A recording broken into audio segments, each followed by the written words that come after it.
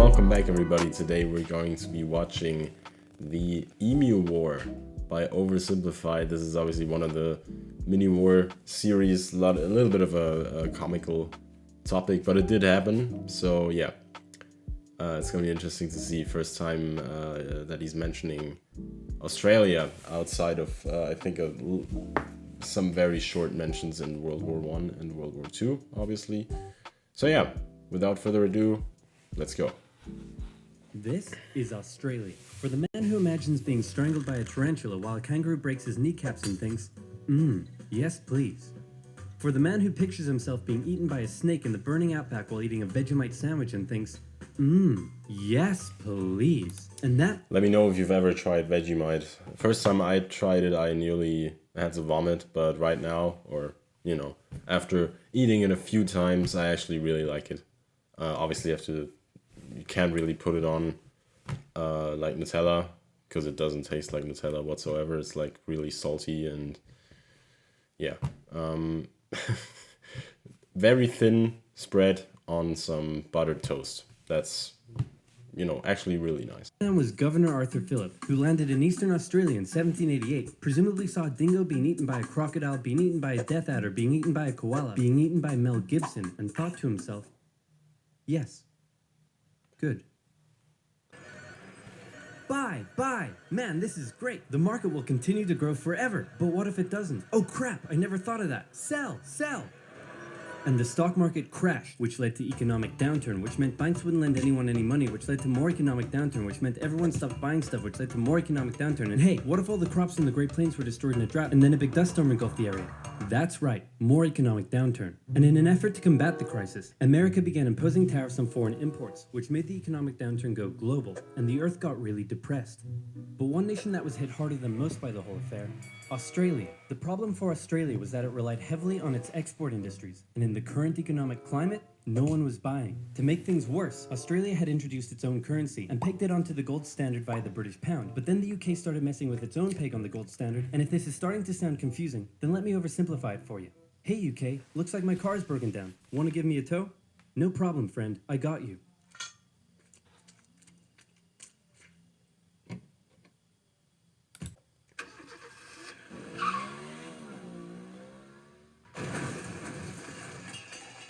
More economic downturn. The point I'm trying to make is things weren't good, and in particular, it was Australia's farmers that were suffering most. After the First World War, Australia had given returning veterans land for farming, but with the current economic crisis, the farmers just weren't making enough money, and many left to go find work in the cities. But for those who remained, things were about to get even worse. Before we get into that, it's time for some cultural exchange. My national bird is the bald eagle. It's a strong patriotic symbol of America and a deeply valued and protected species. My national bird is the peafowl. It's a beautiful creature whose vivid colors represent India, so we list it as a protected species. My national bird is the emu, and it's a pest. Also bloody delicious. Emus, 6 feet tall. It's like the most Australian thing you've ever heard, probably, right? 90 to 120 pounds, and able to run at speeds up to 40 miles per hour, usually return to the coast after their breeding season. But suddenly they found Western Australia full of lush, wet farmland. Oh my, look at all this delicious wheat that just so happens to be growing here in large quantities. Hey guys, get a load of this. You know mine. Look at all this wheat that just really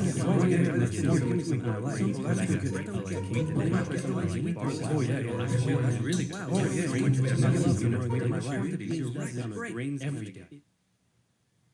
Hey, who left this big hole in the fence? Guys, get a load of this. Oh, wow.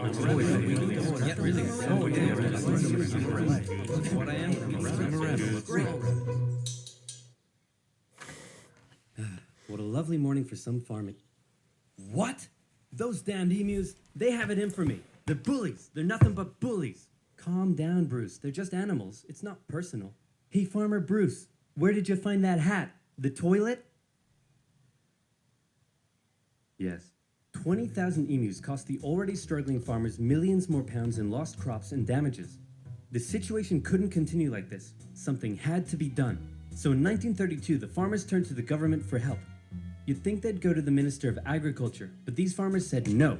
This is a job for the military. So they went to George Pierce, the Minister of Defense. That's right, Australia was to go to war with the emus. But not everyone was happy with the idea. This is barbaric. We can't go slaughtering thousands of our own national bird. Oh, come on, guys. The machine guns will make it quick and painless. Machine guns? You're using machine guns? This is animal cruelty. Look, I know it's unusual, but it's not like we're poachers turning the birds into feather hats. Think of the benefits. It'll be good target practice for our boys. The government can show it took action. Plus, I can get myself a nice new feather hat. Did I say feather hat? I meant I want to gather chat with you about getting you all some nice new feather hats. Did I say feather hats? I meant I want to wage terror at these emus and turn them all into feather hats. Damn it! Of course, Pierce first made the farmers sign an agreement saying that they would pay for the whole thing and that Pierce wouldn't take any of the blame if the operation, that was clearly very stupid, turned out to indeed be stupid. And the operation went ahead. Major GPW Meredith and his men were sent with 2 Lewis machine guns to hunt down and take out the evil emu population in Western Australia. Target spotted. Well, was it an emu? No, sir. It's an emo. Damn it, Jones. Learn your vowels. I'm sorry. Okay, it looks like the humans are coming for us. But check this out. I've come up with an amazing plan. See if you can follow me here, okay? When they approach, we run away.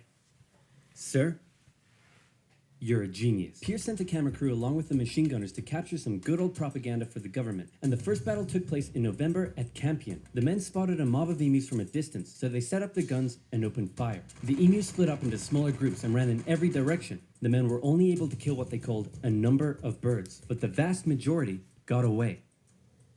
Cut! Surprisingly, many of the emus were able to take multiple bullets, but still run at full speed to safety, causing Meredith to compare them to tanks, saying if we had a military division with the bullet-carrying capacity of these birds, it would face any army in the world.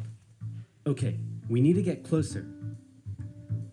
No, you idiots, not to me, to the emus.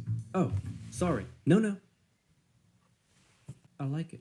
So next, they tried sneaking up on a large number of emus near a local dam and firing at short range. Maybe the men were just unlucky, but my professional opinion says the emus were magic, because both guns jammed after just 12 emus were killed, and once again, the rest got away. Cut! The men were feeling a little humiliated. You can imagine that they felt humiliated, right? I mean, that was in between 2 world wars, where Australia did play a role. I mean, especially in World War II. They fought against the Japanese and, the Germans in Egypt, and obviously against the Italians as well. So, yeah, I mean, that's, winning a world war and then losing to a bunch of birds is kind of embarrassing. After losing to a pack of discount ostriches, so they decided to move further south, where the emus were said to be tamer. And this time, they had a new strategy. Okay, Jones, here's the plan. You mount the machine gun in the back, I'll chase the emus, you shoot. Got it? Got it.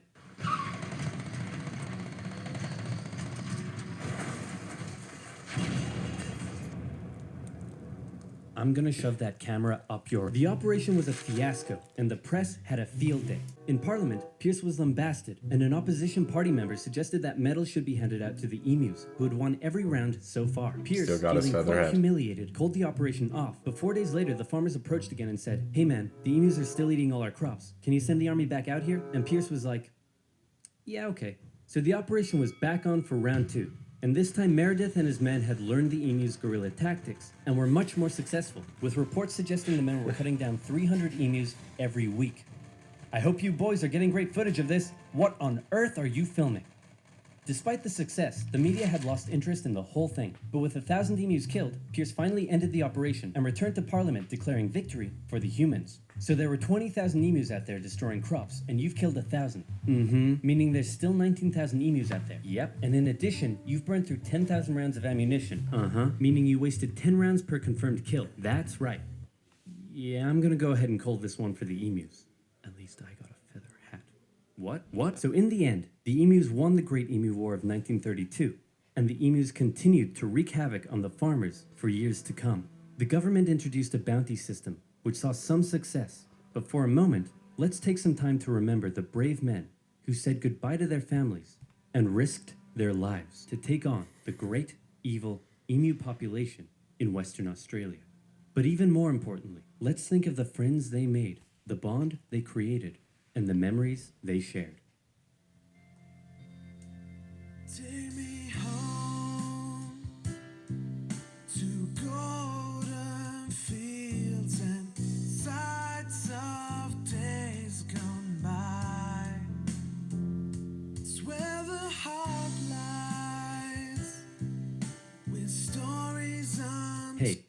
Guys, I solved the emu crisis.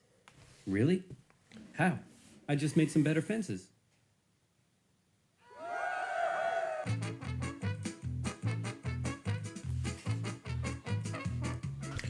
Alright guys, so that was the Emu War by Oversimplified. This was obviously more so a comedy than a, serious historical topic.